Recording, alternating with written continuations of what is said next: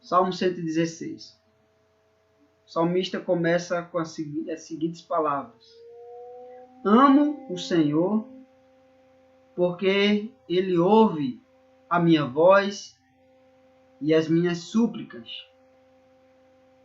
porque inclinou para mim os seus ouvidos, invocá-lo-ei enquanto eu viver. Laços de morte me cercaram e angústias do inferno se apoderaram de mim. Caí em tribulação e tristeza. Então invoquei o nome do Senhor. Ó Senhor, livra-me a alma. Compassivo e justo é o Senhor. O nosso Deus é misericordioso. O Senhor vela pelos simples. Achava-me prostrado e ele me salvou. Volta, minha alma, ao teu sossego, pois o Senhor tem sido generoso para comigo.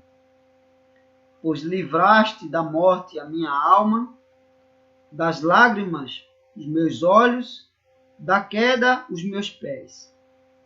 Andarei na presença do Senhor na terra dos viventes. Eu cria, ainda que disse, estive sobremodo aflito. Eu disse na minha perturbação, todo homem é mentiroso. Que darei ao Senhor por todos os seus benefícios para comigo? Tomarei o cálice da salvação, invocarei o nome do Senhor, cumprirei os meus votos ao Senhor na presença de todo o seu povo. Preciosa é aos olhos do Senhor a morte dos seus santos. Senhor, deveras sou teu servo, filho da tua serva. Quebraste as minhas cadeias, oferecer-te-ei sacrifícios de ações de graça. E invocarei o nome do Senhor, cumprirei os meus votos ao Senhor, na presença de todo o seu povo, nos átrios da casa do Senhor, no meio de ti, ó Jerusalém. Aleluia. Vamos, neste momento, orar ao nosso Deus e em seguida nós vamos observar alguns detalhes desse texto que nós acabamos de ler. Oremos. Santíssimo Deus, nós te agradecemos a oportunidade de poder ler as Sagradas Escrituras, o privilégio de poder nos dirigir a Ti em oração, sabendo que o Senhor nos ouve, que o Senhor inclina os ouvidos para atender, escutar as nossas orações, assim como foi na vida dos Teus servos no passado, é na vida dos Teus servos em toda a parte da terra, Deus. Te agradecemos, porque temos a Tua palavra onde podemos aprender do Senhor aquilo que o Senhor revelou aos Teus servos no passado e preservou ao longo de toda a história, chegando até nós, passando de geração a geração.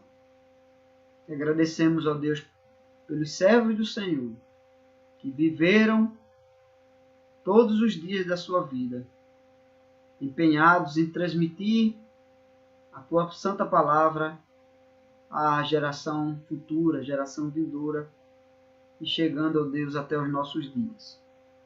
Dar-nos a graça de também transmitir, ó Deus, a Tua santa palavra aos nossos descendentes, e assim eles levem adiante, a cada momento de sua vida, a Tua palavra estudada, pregada e vivida, por Tua graça em Cristo Jesus. Amém. Bem, irmãos, o texto que nós lemos é um salmo.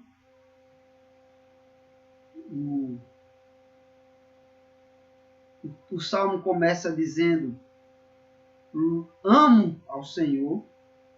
Então começa com uma declaração de amor do salmista por Deus. E ele diz um dos motivos pelo qual eles amam o Senhor. Amo o Senhor porque Ele ouve a minha voz e as minhas súplicas.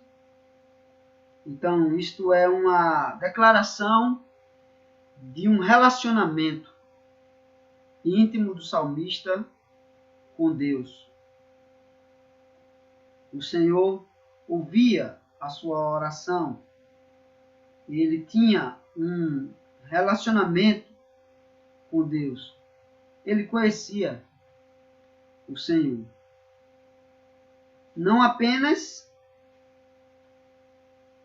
de ouvir falar, mas falando com ele mesmo, com o Senhor, e o Senhor atendendo às suas orações. E aí ele expressa a sua experiência com Deus. Versículo 2 diz que ele inclinou os ouvidos para mim. Inclinou para mim os seus ouvidos. Então, que conhecimento extraordinário. A gente saber que o Criador dos céus e da terra, aquele que tem o seu trono no centro do universo, de onde ele governa toda a sua criação, inclinar os ouvidos para ouvir a palavra de suas simples criaturas. E assim ele expressa a sua admiração, o seu afeto pelo Senhor. Este é um salmo de ações de graça, um salmo onde o salmista expressa a sua gratidão a Deus. Então, o texto nos diz: amo o Senhor. Então, como é que nós temos expressado o nosso amor ao Senhor? O Senhor Jesus, ele fala do nosso primeiro amor. Nós devemos resgatar o nosso primeiro amor. Hoje eu vi uma pregação de um pastor reformado, falando assim, na parte que eu escutei, ele estava transmitindo também da sua igreja o culto ao vivo, e ele estava tocando exatamente neste ponto. O amor ao Senhor. Ele deve ser evidenciado em atitudes práticas, não apenas num conhecimento intelectual, de saber, de reconhecer que Deus existe porque conhecemos a sua palavra. Mas também devemos ter essa atitude aqui do salmista. Um amor em atitudes, um amor num relacionamento íntimo com Deus. Aquela paixão que nós tínhamos, o que muitos tinham no início da sua caminhada cristã, ela deve ser resgatada. Aquele desejo, aquele interesse de conhecer a Deus, de conhecer a sua palavra, ele deve ser renovado a cada momento. E devemos confiar que Deus ouve de fato as nossas orações. Não são palavras jogadas ao vento, não são palavras jogadas ao ar, mas são palavras dirigidas ao trono da graça, onde o Criador recebe em sua presença e ouve. Aqui nos lembra a inauguração do templo lá de Salomão, nos dias de Salomão, quando ele construiu o templo, e ele diz assim: o Senhor diz, meus ouvidos estarão atentos às orações que se fizer neste lugar. Os meus olhos estarão atentos a esta casa. Então, quando o seu povo orasse, se humilhasse, buscasse o Senhor, se convertesse dos seus maus caminhos, o Senhor olharia dos céus e atenderia a sua oração, a sua súplica e sararia a sua terra. Nós não devemos apenas esperar a intervenção dos homens na solução dos problemas do nosso dia, dos nossos dias, mas aguardar do Senhor, ou buscar do Senhor o socorro, como o salmista expressa aqui. A palavra amar ao Senhor envolve um relacionamento íntimo com Deus, no qual ele está encantado. É quando a pessoa está apaixonada, né, que ama alguém, ele fica admirado, admirando e admirado com a beleza daquela pessoa, as características, as virtudes daquela pessoa, as qualidades daquela pessoa. Assim deve ser a nossa relação com Deus. Quanto mais conhecemos a Deus, mais nos apaixonaremos por Ele, mais nos afeiçoaremos a Ele, teremos afeição, admiração e amor para com o Senhor. E este amor deve ser crescente. E ele diz que este amor está fundamentado no reconhecimento das bênçãos do Senhor. A primeira delas, que o Senhor o ouve, que o Senhor o escuta. Porque ele ouve. Ouvir é escutar, é atender, é ouvir com atenção, dar atenção e muitas vezes atender à solicitação, o pedido dos seus servos. E a expressão aqui está no modo verbal hebraico, no imperfeito. O imperfeito, ele indica uma ação contínua. Uma ação contínua. Um processo. Né? Às vezes ele pode ser traduzido como o tempo presente. Por isso que ele não diz simplesmente ele ouviu. Mas ele ouve. Ele ouviu e continua ouvindo. Sempre que nós oramos, o Senhor ouve aquilo que nós falamos. E nós podemos até esquecer o que pedimos, mas o Senhor, Ele não esquece as nossas orações. Aquilo que pedimos, o Senhor ouve continuamente a oração dos seus servos, o pedido, a solicitação. E segundo a sua vontade, a vontade de Deus, ele atende da melhor maneira que ele julgar necessário.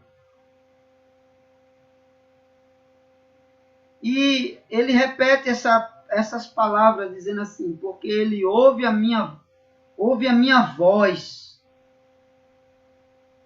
Não apenas o sussurrar do nosso coração,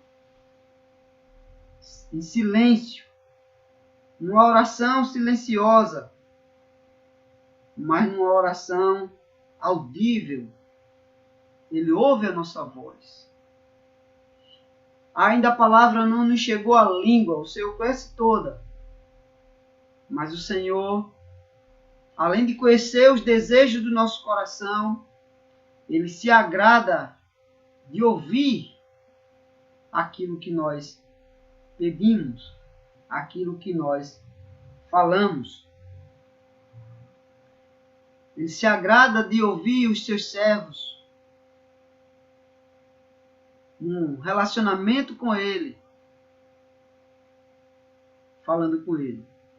E eu vi uma frase um dia desse, que dizia assim: se a aflição, o problema, já te fez orar, já te abençoou. Se o problema, se a aflição, se a preocupação te levou à oração, você já foi abençoado. Porque esse problema te colocou em comunhão, em reconhecimento da dependência do Criador, da dependência de Deus. E ele diz, porque ele ouve a minha voz e as minhas súplicas. A súplica é um pedido de socorro, é um pedido de favor. Insistentemente. Será que nesses tempos nós temos rogado sempre ao Senhor, insistentemente, continuadamente, desde o início da crise de saúde até os dias de hoje? E aí o versículo 2 diz: porque inclinou para mim os seus ouvidos. O Criador inclinou para os seus servos os seus ouvidos, para escutar sua oração. E a palavra inclinar aqui dá a ideia de o Senhor se inclinou para ouvir porque o seu servo falou. O seu servo pediu, o seu servo suplicou. Mesmo que seja baixinho. Imagina a ideia de um filho sussurrando baixinho, pedindo algo ao pai. E o pai interessado no pedido daquele filho, ele faz.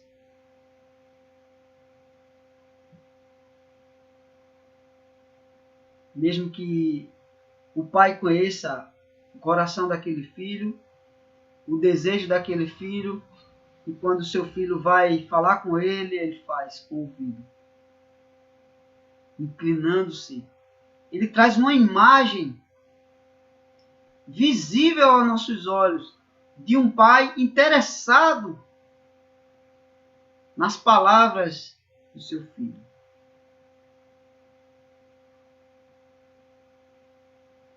É como se ele se esticasse. É como se ele se estendesse. E ele usa a palavra inclinar-se.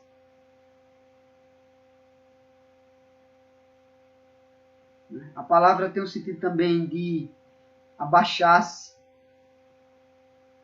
se virar com interesse de ouvir.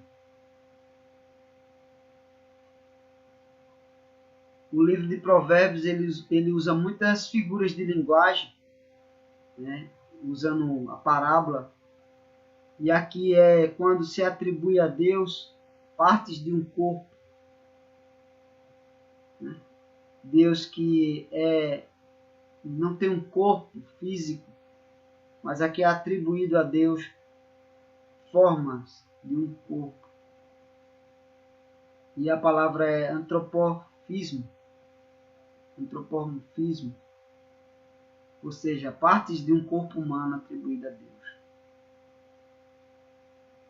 E aí, Deus não tem um corpo físico, a não ser agora, na pessoa de Cristo, né? Nós podemos dizer que nele habita a plenitude, a divindade, e assim agora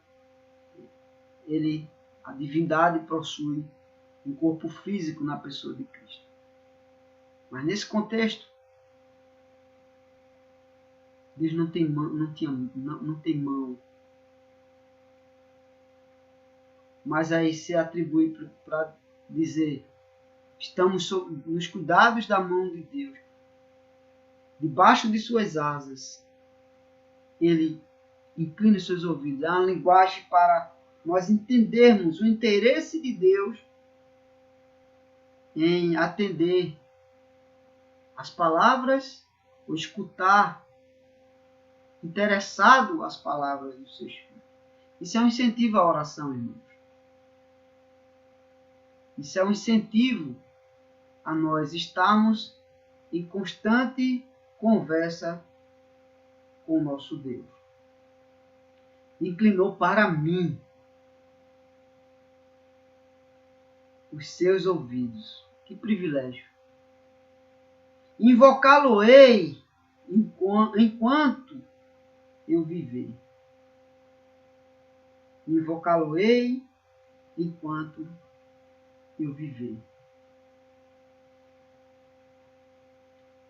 A palavra invocá-lo-ei enquanto eu viver, invocar tem um sentido de dirigir-se a uma pessoa. Eu irei me dirigir a ele enquanto eu viver.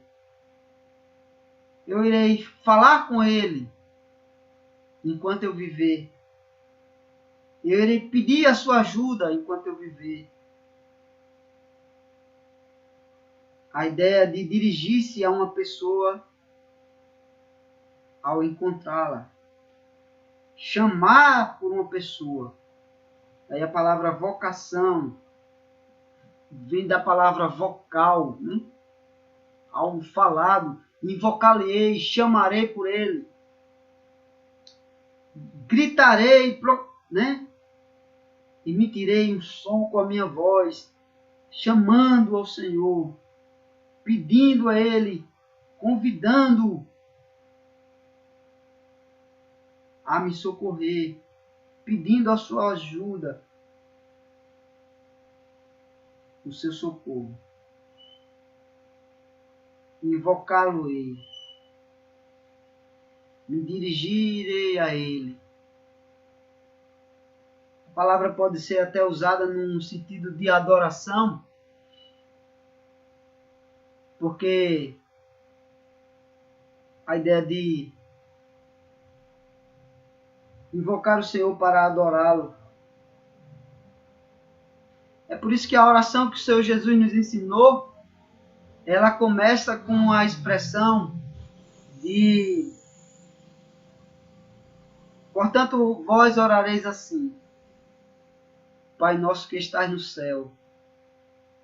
Pai nosso, nosso Pai que estás no céu. Ele está nos céus, nós estamos aqui na terra. Aí a palavra de exaltação: santificado seja o teu nome, seja o teu santo nome. Exaltado seja o teu santo nome. E aí ele invocou o Senhor num pedido de socorro, numa súplica, como diz o versículo 1. E o versículo 3 ele diz: laços de morte me cercaram e angústias do inferno se apoderaram de mim. Caí em tribulação e tristeza. Laços de morte, uma corda, né? Algo que o prendia.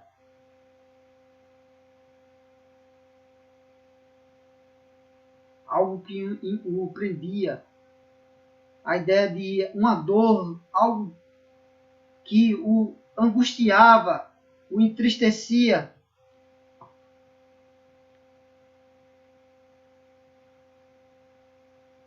algo que o amarrava, o sufocava, e ele diz que era como um laço de morte.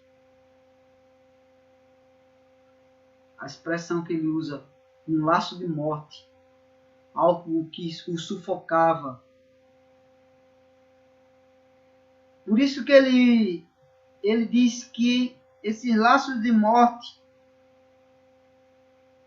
né, estava em volta dele. Né? Como nós vemos o Salmo 23, o vale da sombra da morte. Ainda que eu ande pelo vale da sombra da morte, ou seja, um perigo de morte à sua volta. Não temerei mal algum, porque tu estás comigo. Então, o laço de morte é algo que estava o cercando.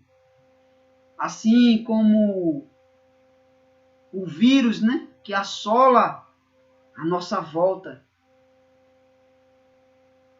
E pode alcançar, atingir qualquer um de nós.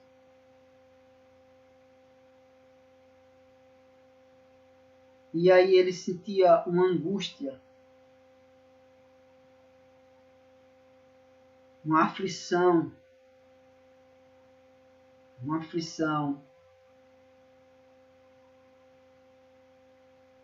E aí ele diz até uma aflição relacionada à morte. E aí usa a palavra inferno, uma angústia profunda.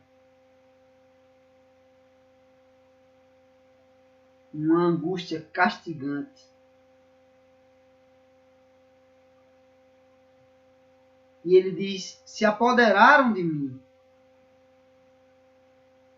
Interessante essa palavra, né? Não estava apenas à sua volta, mas o alcançou, se apoderaram. O pegaram, o encontraram, o encontrara, aprendeu, apanhou ele, apoderou-se dele, tomou conta dele.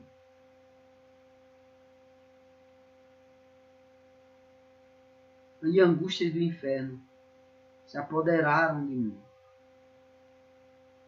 E ele diz a expressão, caí em tribulação e tristeza. Caiu em dificuldade e aflição. Num problema angustiante, de sofrimento.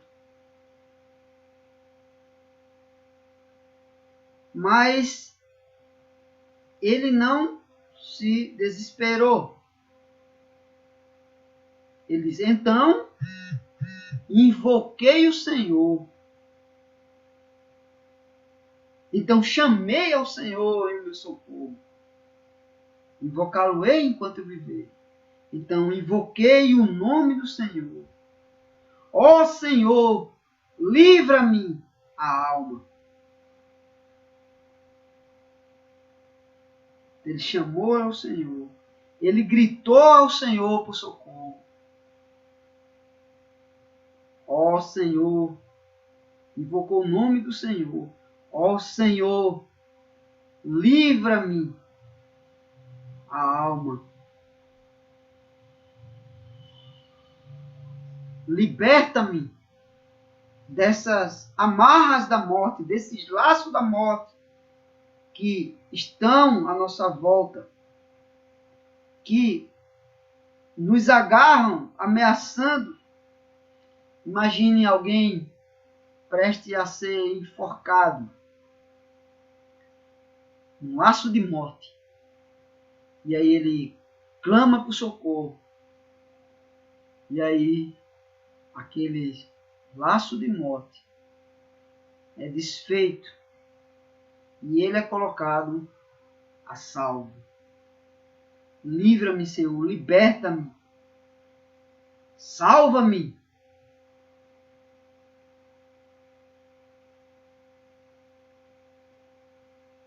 Salva minha alma. salva a minha vida.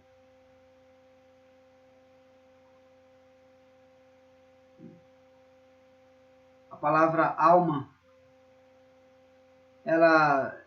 esta palavra hebraica aqui, nefesh, ela às vezes é usada para ser humano, o homem, o ser vivo. Não apenas para a parte imaterial, o espírito, mas também o espírito. E aí o Senhor Jesus diz assim: não deveis temer aquele que mata o corpo e não pode fazer nada contra a alma. Devemos temer aquele que pode causar dano tanto ao corpo como à alma. A nossa alma está segura nas mãos de Deus. E ainda que o nosso corpo padeça, a nossa alma estará segura e o nosso corpo estará seguro, porque há de ressuscitar e não ficará na sepultura eternamente.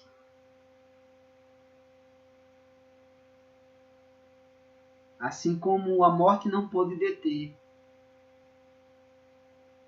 por muito tempo o corpo de Cristo na sepultura. E o apóstolo Paulo trata bem essa questão, mostrando que no dia da ressurreição as sepulturas darão seus mortos. A morte não é o fim da vida do crente. Nós vivemos em 3 tempos, foi o tema do estudo de hoje de manhã. Passado, presente e futuro. Nós vivemos eternamente. Nós somos seres eternos. Nossa alma é eterna. Então, a morte não tem como anular aquilo que é eterno. Aquilo que Deus criou para ser eterno. Por isso que o Senhor Jesus, Ele nos prometeu a vida eterna. E disse: aquele que, ainda que esteja, que crê em mim, ainda que morra, viverá, porque eu ressuscitarei. Ele não diz apenas, como ele disse ao homem na cruz: hoje mesmo estarás comigo no paraíso. O corpo daquele homem foi sepultado. A alma dele estava com o Senhor no paraíso.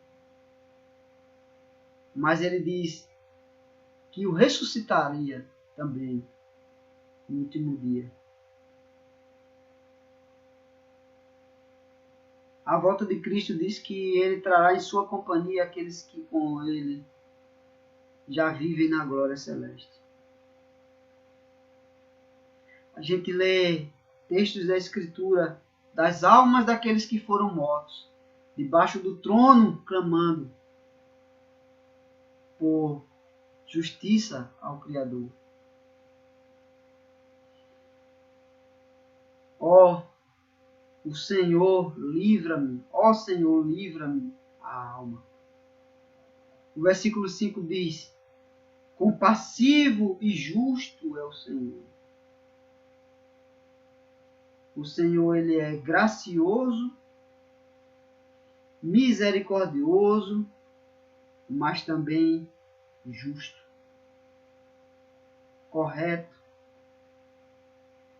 Ele disse ao homem que no dia que ele pecasse, ele morreria. E aí o texto de Romanos diz que por meio de um pecado de um só homem entrou a morte no mundo. Deus é justo.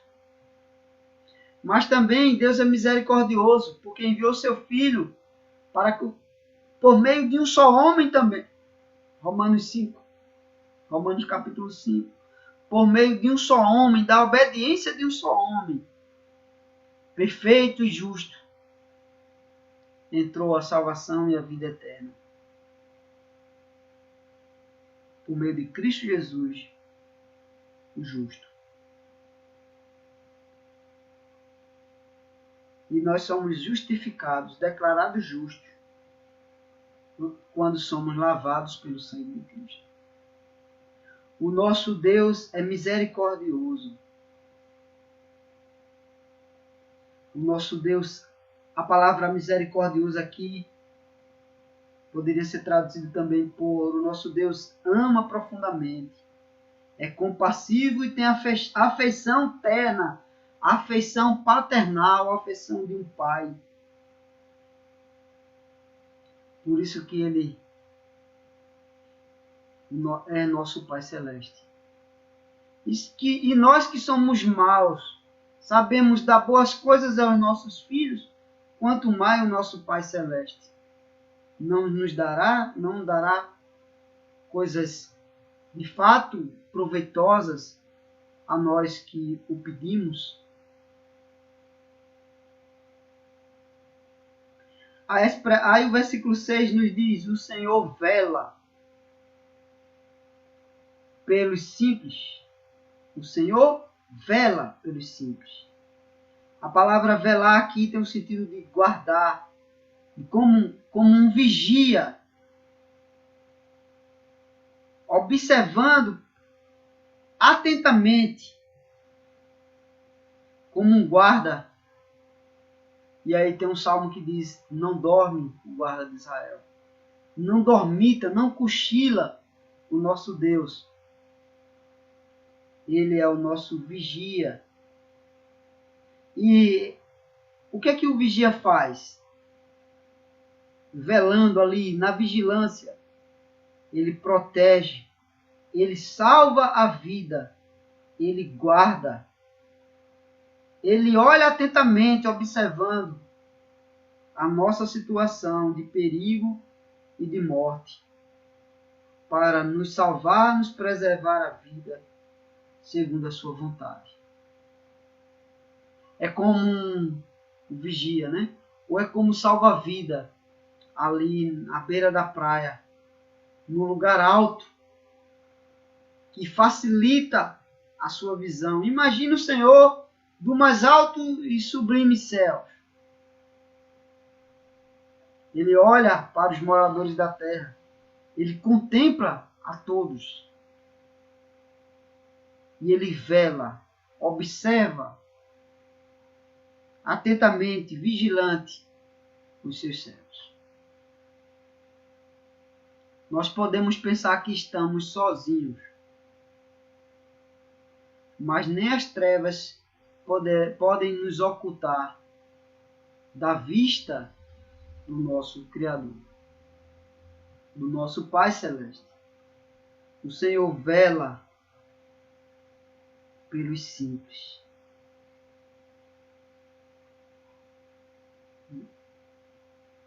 Por aqueles que são humildes, por aqueles que buscam o Senhor,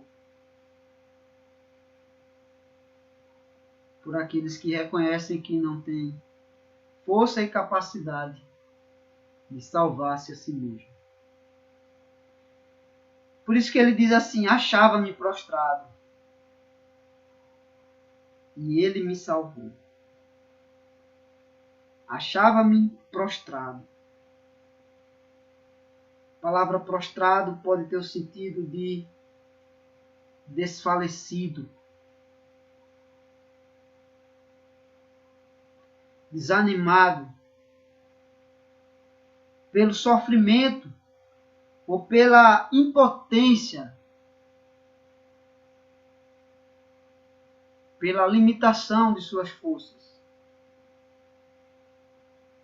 Achava-me prostrado. E ele me salvou. E ele me salvou.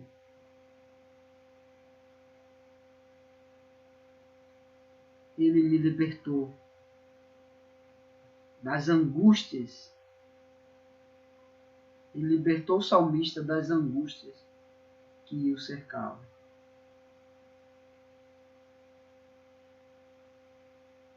Então, o Senhor deu ouvido à oração dos seus servos.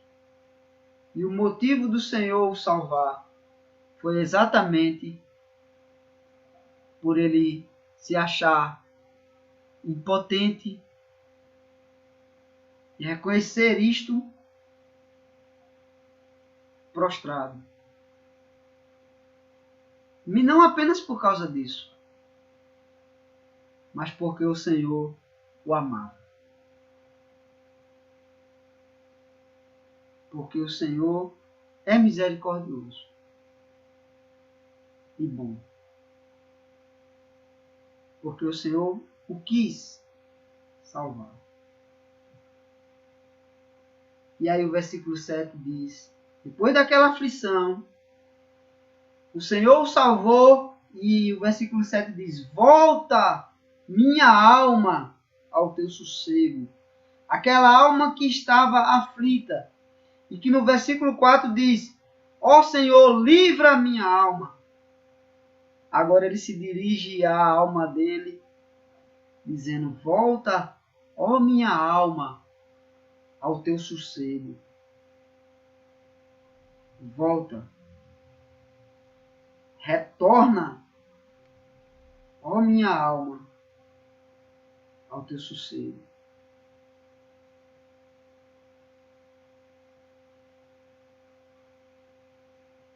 A palavra sossego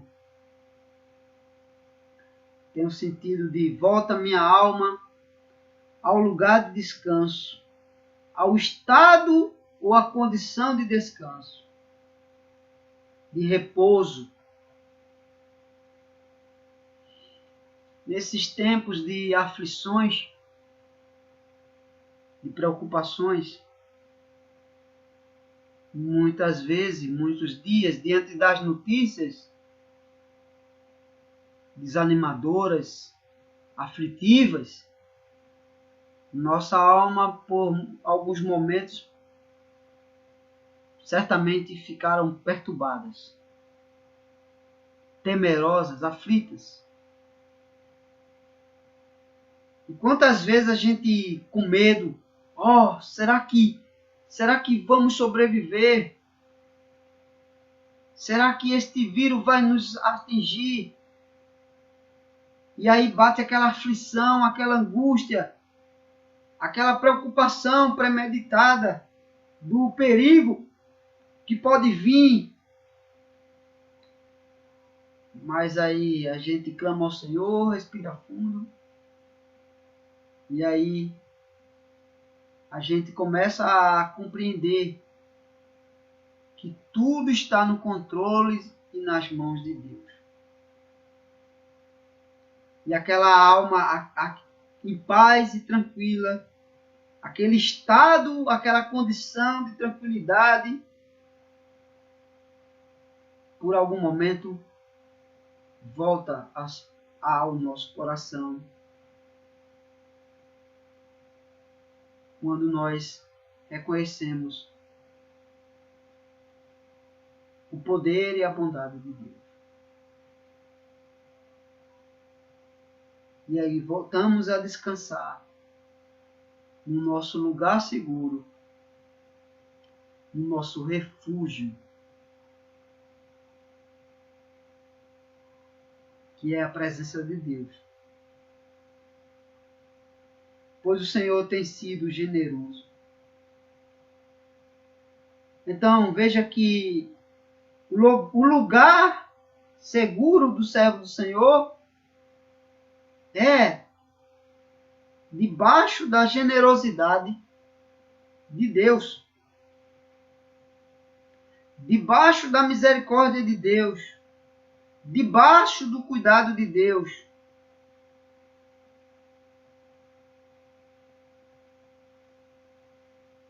O Senhor tem sido generoso. O sossego dele estava em saber que o Senhor é misericordioso e bom e cuidava dele. E o vigiava, e o protegia, e o guardava. O Senhor é generoso para comigo.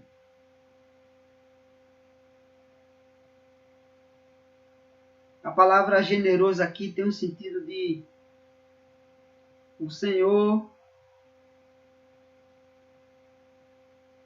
nos recompensa o Senhor cuida de nós quando nós confiamos nele. Não há perda de ganho. E é por isso que o apóstolo Paulo, semana dessa eu falei desse texto, ele diz assim: a própria morte é lucro para o crente.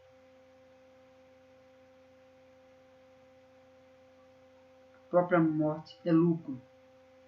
Porque na glória celeste o crente receberá a recompensa da generosidade de Deus. Ele dá a graça, ele dá um coração obediente, ele dá a fé. Além dele nos dar tudo isto, ele nos dá, ainda uma recompensa celeste. O Senhor é generoso. Pois livraste, o Senhor tem sido generoso. Pois livraste, aí ele diz quais foram os motivos que ele já tinha experimentado desta generosidade, dessa bondade do Senhor. Pois livraste da morte a minha alma, das lágrimas dos meus olhos, da queda dos meus pés. Este salmo nos lembra muito o Salmo 73. Se Deus permitir, é o salmo que nós veremos na semana que vem. O Salmo 73, o salmista, ele observando a prosperidade dos ímpios, ele chega a dizer que tinha inveja dos ímpios.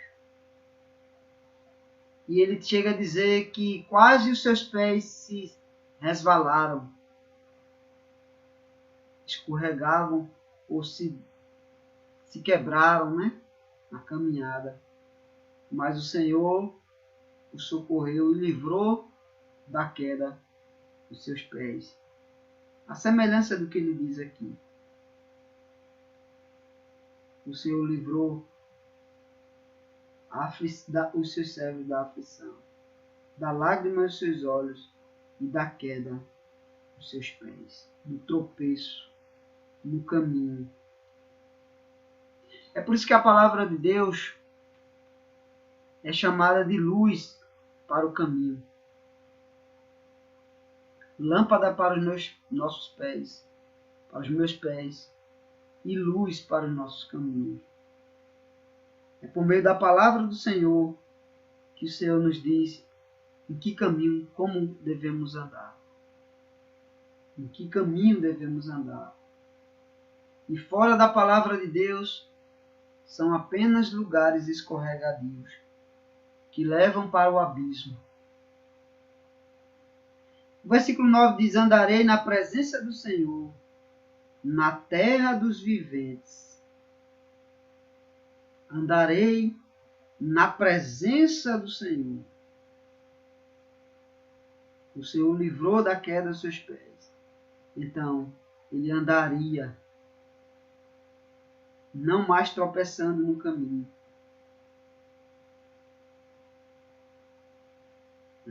mas procederia a sua caminhada na presença do Senhor, na terra dos viventes. Na presença, na companhia, perante a face do Senhor, que andava sempre adiante dele. E aí há uma expressão também nas Escrituras que diz assim: o Senhor tem sempre a minha presença diante de mim. Nós vemos lá os servos de Deus no Antigo Testamento usufruindo dessa presença de Deus de tal maneira que o Senhor era com eles, como foi na fornalha ardente. Os servos amigos lá, companheiros do contexto de Daniel, e o Senhor sempre presente, socorrendo, ajudando o seu povo. Aquele período do deserto, por meio de uma nuvem, protegendo do calor, por meio de uma coluna de fogo, protegendo do frio dos animais selvagens. E sempre acompanhando, livrando e conduzindo o seu povo. O Senhor, tenho sempre a minha presença. Andarei na presença do Senhor, diante da sua face, na terra dos viventes, dos seres vivos. Eu cria.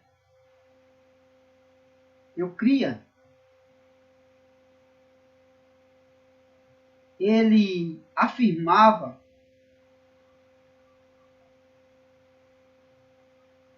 ainda que disse, ou seja, ele tinha fé, ele era fiel. Assim nos lembra também Jó, ainda que disse, estive sobremodo aflito. Ele não deixava de crer, mesmo no contexto de sua aflição. Ele tinha fé e confiança em Deus. Ainda que disse, estive sobremodo aflito. Estive sobremodo aflito. Ocupado, atarefado, humilhado, oprimido. Ocupado nas preocupações, abatido, encurvado, prostrado, né? A ideia do contexto que ele viveu de preocupação e aflição. Versículo 11 diz, eu disse na minha perturbação, todo homem é mentiroso.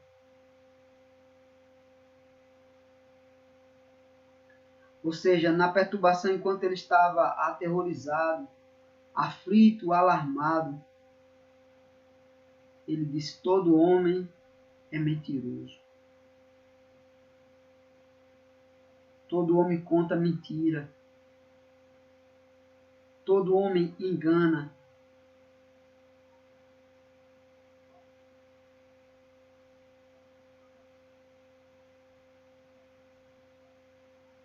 Todo homem é enganoso e mentiroso.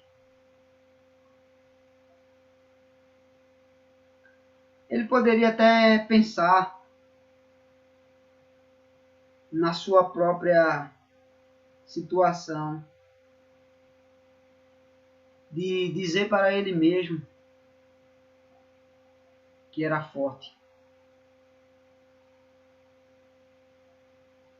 ou de esperar ou confiar em alguém que fosse fiel a Deus, um servo de Deus, temente a Deus, que mesmo em suas limitações procura fazer o que é correto. Será que não há homens justos na terra? Há outro salmista que diz, desapareceram os piedosos.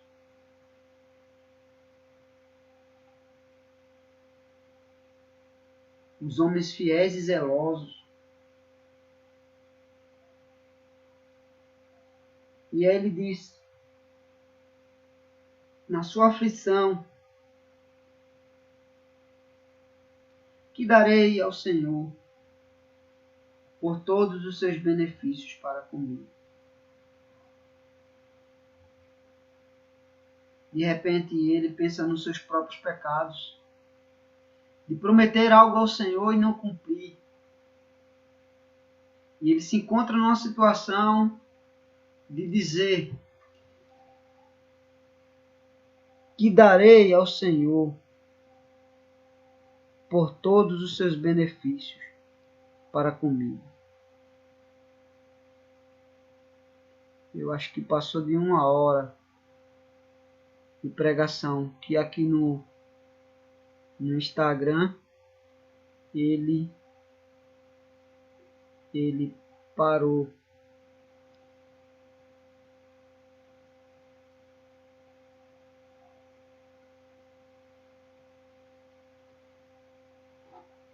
Mas vamos continuar.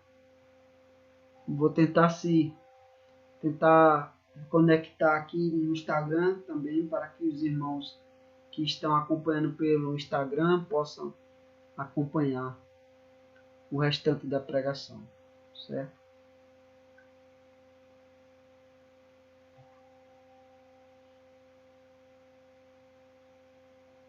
Então,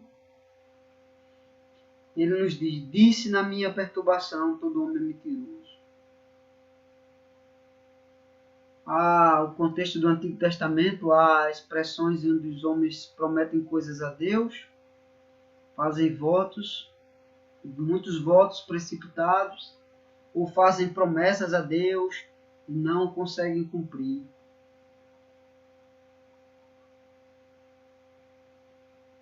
Que darei ao Senhor? É uma pergunta difícil.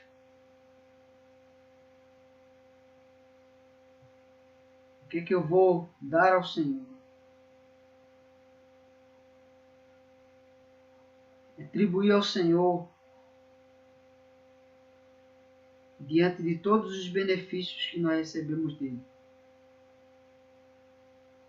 A vida, o alimento de cada dia.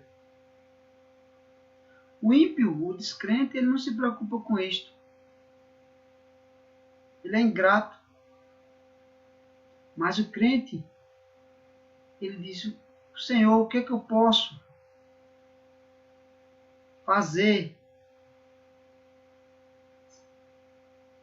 para agradar ao Senhor por tudo que eu recebo de tua boa mão? E tudo que nós recebemos da boa mão de Deus é um ato de sua graça.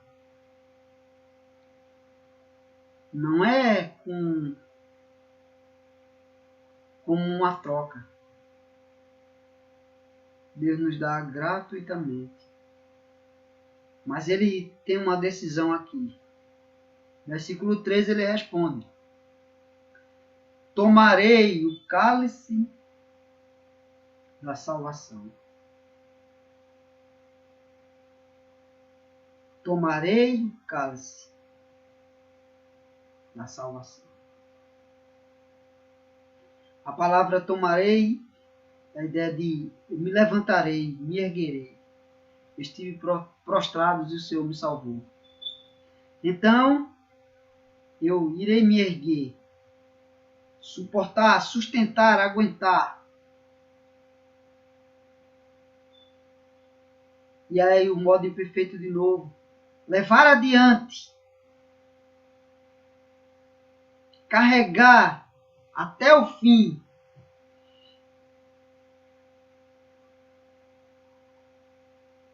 A bênção, o privilégio de crer.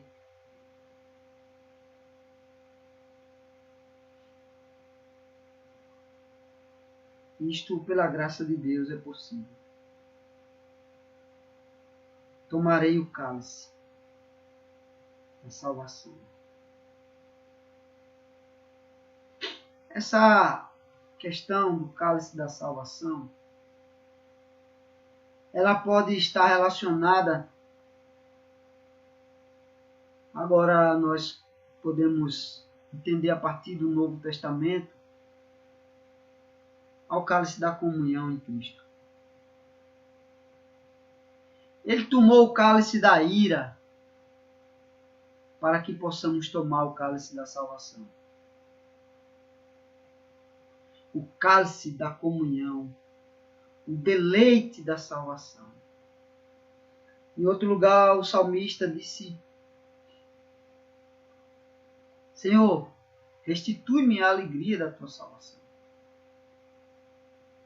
O cálice é algo que traz o deleite. Aqui é o cálice da salvação, não é o cálice da ira. Aqui é um salmo de ações de graça. O sacrifício não era pela culpa. O sacrifício era em ações de graça. Lá mais adiante ele vai dizer.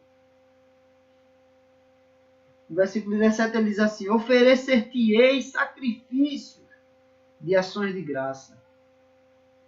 E eu invocarei o teu nome. Então, primeiro, tomarei o cálice da salvação. Podemos dizer, este é o cálice da nova aliança, que é dado àqueles que permanecem, mesmo diante de toda dificuldade, na presença do Senhor, no caminho do Senhor, lutando a comunhão com o Senhor, sendo fortalecidos pelo Senhor. Tomarei o cálice da salvação e invocarei o seu nome. E adorarei o seu nome.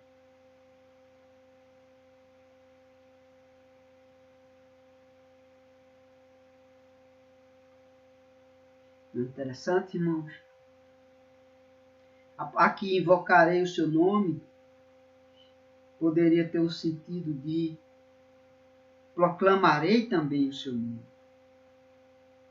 Continuadamente. Usufruindo da comunhão do cálice da salvação, do deleite, do reconhecimento de sua salvação.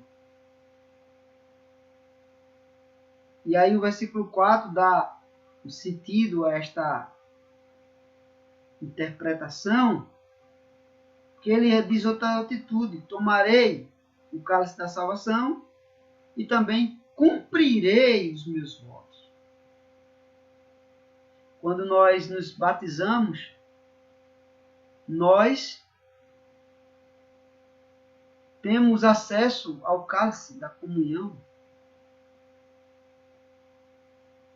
e fazemos votos ao Senhor. E aqui ele diz do seu interesse, do seu empenho, do seu desejo.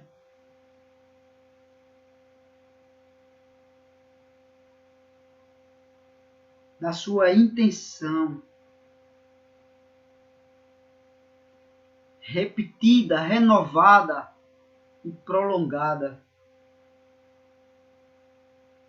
O verbo aqui está em uma forma verbal agora, uma voz verbal chamada piel, e no imperfeito, indicando uma ação intensiva, intencional e contínua. A sua intenção, o seu desejo, continuadamente. A sua decisão, fruto da graça de Deus, é cumprir até o fim aquilo que ele prometeu ao Senhor. De servir ao Senhor, de andar em seus caminhos. Cumprirei os meus votos.